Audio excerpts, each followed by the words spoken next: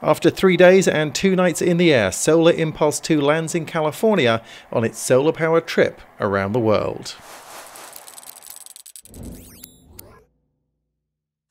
The plane touched down at Moffett Field in Silicon Valley at just before midnight on Saturday evening, capping a 63-hour journey for pilot Bertrand Piccard, who was only able to take 20-minute naps as he crossed the Pacific.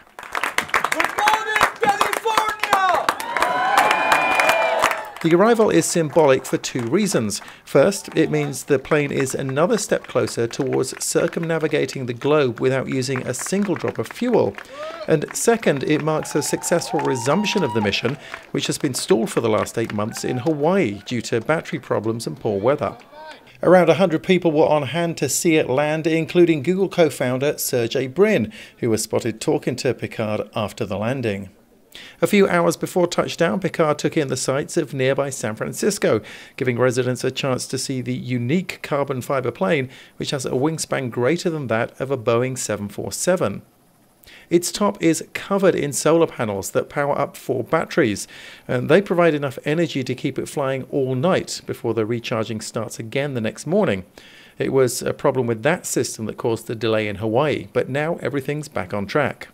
Piccard told me he planned the ambitious global flight to highlight what's possible with clean energy. Today, if we were to replace the old polluting devices by new modern clean technologies, we could divide by 2 the CO2 emissions, and at the same time we would create jobs and make profits. So we have to explain that today protecting the environment is profitable.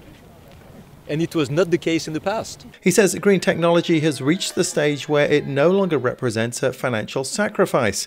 It makes financial and ecological sense to adopt new technologies. CO2 is not just something that destroys the environment. CO2 is something that destroys the industry because it's not efficient, which means that it's more expensive.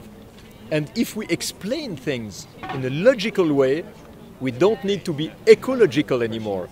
Logical is enough. This week he plans to take that message to Phoenix, then on to New York before heading across the Atlantic towards Abu Dhabi, where the flight began in July 2015 and where it's scheduled to end later this year.